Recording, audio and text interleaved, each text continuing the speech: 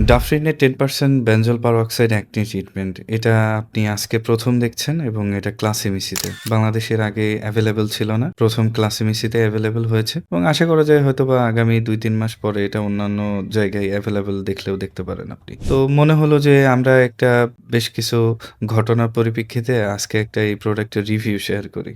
ডাফরিনের অ্যাডাফেলিনটা খুব কমন আমাদের দেশে। রিসেন্ট একটা ঘটনা হলো। তার আগে আমি এই প্রোডাক্টটা খুলি আর আপনাদের সাথে কথা বলি। তো এই প্রোডাক্টটা প্রথমত এই অবস্থাতেই থাকে অ্যান্ড এটা আমরা খুলবো। কি হয়েছে সেটা আগে বলি। লাস্ট একটা অর্ডারে আমাদের অ্যাডাফিলিন একজন অর্ডার করেছিলেন এবং অর্ডার করার পরে এই প্রোডাক্ট যখন ওনার কাছে ডেলিভারি গেছে, ঠিক এই প্রোডাক্টটা না, আমি অ্যাডাফিলিন নিয়ে কথা বলছি। প্রোডাক্টটা খোলার পরে এরকম ফাঁকা দেখে ওনার মনে প্রশ্ন হয়েছে, এত বড় একটা ব্র্যান্ড কিন্তু প্রোডাক্টে এরকম ফাঁকা কেন?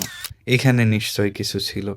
সেটা ক্লাসিমিসি বের করে নিয়েছে। তো যাই হোক, ওনাকে আমরা বোঝানোর ট্রাই করছি বাট আল্টিমেটলি পারি নাই। তো এটা আসলে নতুন, বাংলাদেশে ১ম আসছে অ্যান্ড এর আগে কোথাও ছিল না। এই প্রোডাক্ট কেমন হয় সেটা আজকে আপনাদেরকে আমরা দেখাচ্ছি। সো আমার হাতের এই প্রোডাক্টটা, এটা একটা, এখানে আরও আছে। অনেক প্রোডাক্ট আছে, বাস কয়েকটা সামনে রেখেছি যাতে বুঝতে সুবিধা হয়। সো এখানে আল্টিমেটলি কোনো কিছুই থাকে না। এটা এরকমই ফাঁকা থাকে। ব্র্যান্ড এভাবেই প্রোডাক্ট তৈরি করে।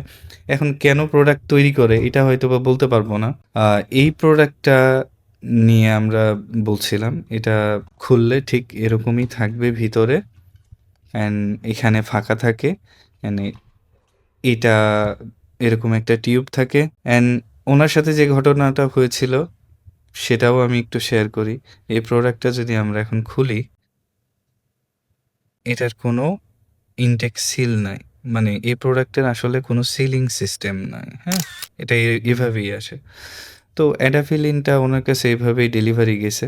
আ যাওয়ার পরে উনি বলছে যে, "এত বড় একটা ব্র্যান্ড, সেটার প্রোডাক্টের মুখে সিল থাকবে না? এটা কখনোই বিশ্বাসযোগ্য নয়। আপনারা এই প্রোডাক্টটা ইউজ করে আমাকে ডেলিভারি করছেন।" তো যাই হোক, আমরা আমাদের মতো ইনফরমেশন দিয়ে বোঝানোর ট্রাই করছি। আল্টিমেটলি উনি এটা বুঝতে চান নাই বা বুঝেন নাই। এটা হয়তোবা বলা যায় যে ল্যাক অফ নলেজ। অ্যাডাফিলিন দিয়ে দেখালে হয়তোবা এটা অনেকে নাও বুঝতে পারে।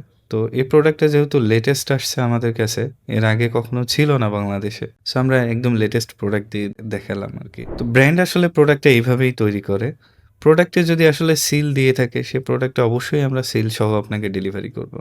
অ্যান্ড যদি কোনো প্রোডাক্টের মুখ এই যে আমি খুলে দেখালাম আপনাকে, এভাবেও যদি আমাদের কাছ থেকে প্রোডাক্টটা খুলে, তো সেই প্রোডাক্টটা আমরা রেগুলার প্রাইসে সেল করি না। সেটাকে আমরা ক্লিয়ারেন্স সেলে বিক্রি করে দিই। যেমন এই প্রোডাক্টটা আমরা খুলেছি। আপনি আমাদের ওয়েবসাইটে অর্ডার করতে পারবেন। দেখবেন এটা একটা ক্লিয়ারেন্স সেল প্রোডাক্ট অলরেডি আছে। সো এটা এখন না হলে পরেও হয়তোবা ১ দিন পরে আপনি দেখতে পাবেন। এটাই আরকি। কোনো প্রোডাক্টের যদি ব্র্যান্ড সিল দেয়, সেই প্রোডাক্টে সিল থাকে। সিল না দিলে আসলে এখানে তো আমাদের করার কোনো কিছু থাকে না। আমরা তো আলাদা করে সিল বানিয়ে এখানে লাগিয়ে আপনাকে ডেলিভারি করতে পারি না। আর শুধুমাত্র এই ব্র্যান্ডের ক্ষেত্রে না, ওয়েস্টার্ন অনেক ব্র্যান্ডের প্রোডাক্ট আছে যেগুলোর ক্ষেত্রে কোনো সিল থাকে না। ব্র্যান্ড কোনো সিল মেইনটেইন করে না। যেমন যদি আমরা একটু CeraVeর এই প্রোডাক্টের ক্ষেত্রে দেখাই, এটা CeraVeর নাইট ক্রিম। হ্যাঁ? এটা যদি আমরা একটু খুলি, এটা নিয়ে আমরা রিসেন্ট একটা ভিডিও করছিলাম যার কারণে এটা খোলা। সো এটার মুখে আপনি যদি দেখেন কোনো সিল নাই। ব্র্যান্ড আসলে প্রোডাক্ট এইভাবেই তৈরি করে। ব্র্যান্ড যদি সিল না দেয় সেখানে আমাদের আসলে করার কিছু থাকে না। জাফরিনের এই প্রোডাক্টটা একদম আমাদের স্টকে এখন এভেইলেবল আছে। আপনারা আমাদের ওয়েবসাইটে এটা দেখতে পাবেন। অ্যান্ড আরো একটা ইনফরমেশন দিই। অনেকে মনে করেন যে মেড ইন কানাডা, মানে এই প্রোডাক্টটা কানাডার, ব্যাপারটা এরকম না। এটা হচ্ছে ইউএস এর প্রোডাক্ট। আমরা ইউএস থেকে কালেক্ট করি এবং ইউএস এর মার্কেটের জন্য ব্র্যান্ড এই প্রোডাক্টটা তৈরি করে। মেড ইন যে দেশে, তার মানে ওই প্রোডাক্টটা ওই ভেরিয়েন্ট, ব্যাপারটা এরকম না। এটার একটা আমি এক্সাম্পল যদি আপনাকে দেখাই, তার আগে বলে নিই, মেড ইন যেকোনো জায়গায় হতে পারে।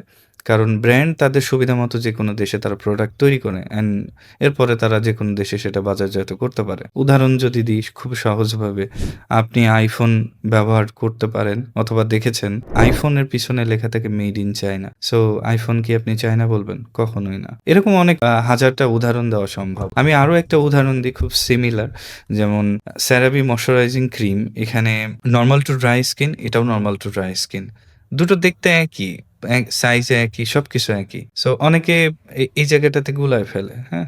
এটা যেমন 56 ml, এটা হচ্ছে 57 গ্রাম। সো এটা হচ্ছে কানাডার প্রোডাক্ট, এটা হচ্ছে ইউএস এর প্রোডাক্ট। এখন আমি যদি এটার ব্যাক সাইডটা দেখি, এখানে made in USA, made in USA.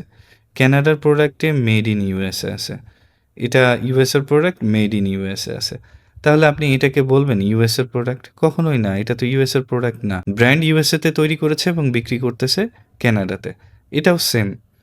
যদি এটাই হয়, যদি এটাও ইউএস এর প্রোডাক্ট হয়, এটাও ইউএস এর প্রোডাক্ট হয়, তাহলে লেবেলিং এ এত পার্থক্য কেন? এটা 56 এমএল করলো 57 গ্রাম করার কারণ কি? সো এটা একটা প্রশ্ন এসে যায়। তো এটাই আরকি, ব্র্যান্ড তাদের সুবিধা বা তাদের পলিসি অনুযায়ী যেকোনো দেশে তারা প্রোডাকশন করতে পারে এবং সেটা যেকোনো দেশে তারা বাজারজাত করতে পারে আরকি। মেড ইন এর উপরে ডিপেন্ড করে না অরিজিন। ব্র্যান্ড আসলে কোন মার্কেটের জন্য তৈরি করেছে সেটাই হচ্ছে ওই প্রোডাক্টের আসল ভেরিয়েন্ট। এটাই আরকি বোঝানোর জন্য ওই প্রোডাক্টটা দেখা। সো এখানে মেড ইন কানাডা দেখেও অনেকে কনফিউজড হন।